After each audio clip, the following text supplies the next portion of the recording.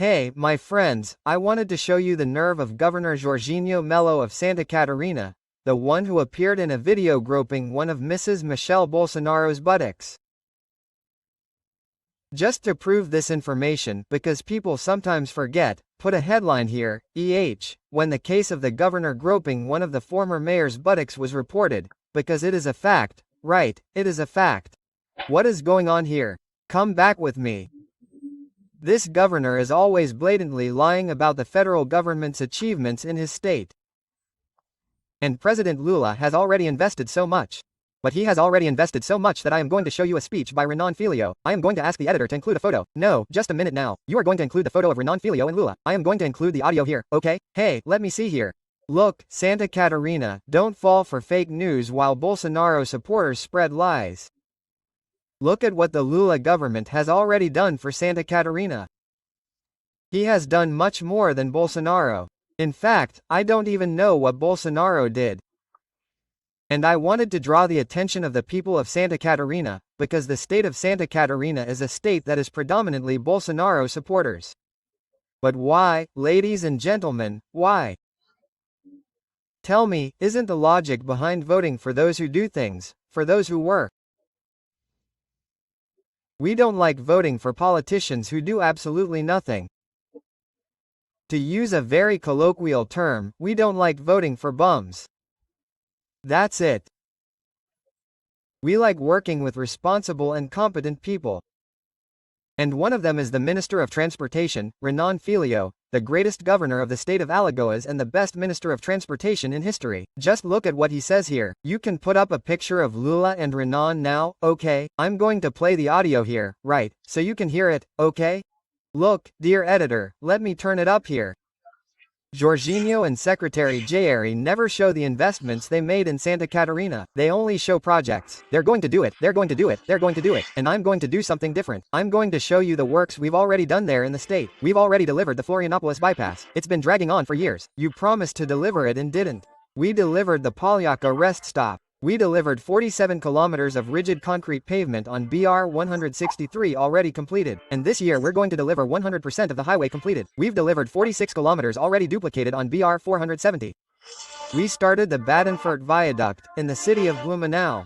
And now I'm going to come back this year to deliver it. Done. We've delivered 10 kilometers already duplicated on BR 280, and this year we're going to open the Jaraguá do Sul tunnel, one of the largest road projects being carried out in Santa Catarina at the moment. We restored the BR 282 highway in the Chapaco region. I was there. I wanted to tell you that the work I launched that day is also ready. It is already in pre-construction. In 22, Bolsonaro invested $307 million more in Santa Catarina, in the entire federal network.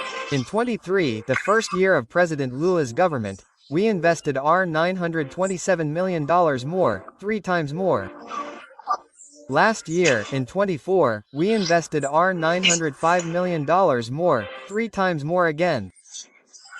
Now I want to show you what more investment in the quality of the highway network means.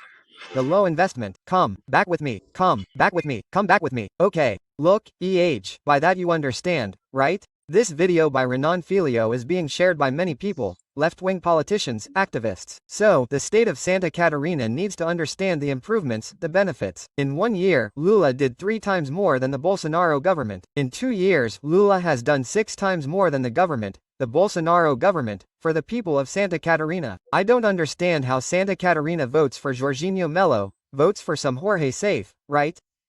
For the love of God, ladies and gentlemen, let's get our heads together. Then they say that people from the Northeast don't know how to vote. For the love of God. For the love of God. I think that people from the Northeast are the most politicized people, with all due respect to other regions, but I think that people from the Northeast are the most politicized voters when it comes to elections for executive power, so much so that in the Northeast we have the best governors in the country. The Northeast is very poor, and I have to say this, in the voting for federal deputy, because if we look at the deputies who use the worst practices in parliament, they come from the Brazilian Northeast. Obviously, I'm not going to generalize. There are exceptions, but some people have been in politics for 8 or 10 terms and are used to old practices and were responsible for creating the secret budget. I'm going to ask the people of the Northeast and I'm going to fight here so that we, because I'm from the Northeast, can vote for committed federal deputies. 81% of the population doesn't know who they voted for as federal deputies. So the guy does whatever he wants, gets to the chamber and does whatever he wants. And now each federal deputies is a real resource allocation machine. Unfortunately, because of this secret budget, no one knows where the money went, who shared it with whom, the theft, no one knows anything. Today, at least we know the CPF of the person who sent it and the CNPJ of the person who received it. At least that's it, right? At least we now have the right to know where our money is going. And many times, the parliament plays the role of the executive branch, hijacking the executive branch's actions that should be carried out by the executive branch. It's no joke, the amount of amendments that the Lula government has to pay for these deputies. 50 billion per year. So when a deputy from the Central comes along and talks about controlling spending, I get angry, right? Be ashamed of yourselves. When I saw the Speaker of the House one day say, the government has to cut spending, he posted on his Instagram, Hugo Mota, the government has to cut. Where, paleface? Where? Why don't you defend cutting all these amendments that the government is obliged to pay, right? I commented there and he deleted my comment on his page. The current Speaker of the House, who is a young guy, but accustomed to archaic practices. So much so that he, Hugo Mota, is tied to commitments like this that you can't even imagine, right? What was agreed upon there for that guy to become Speaker of the Federal House, right? But I keep my faith in President Lula and I keep my faith that we will be able to overcome all obstacles until next year's election and renew the mandate of the one who was once the best president in history. Yes, and will continue to be Lula.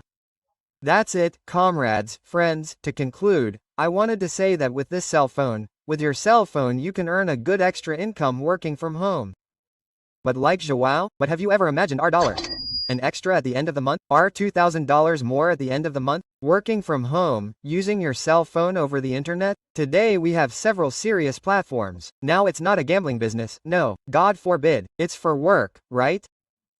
I already use the internet on several platforms working in my spare time and earning my income. If you're interested, go here to the extra income link, you'll talk to our friend Clyon, put his photo there. This guy is extremely responsible, okay? So, my friend, leave the analog era and come to the digital era. In the digital world, you can earn a good extra income, working, I repeat, from home and at the time you want. You decide. The fight continues. Oh.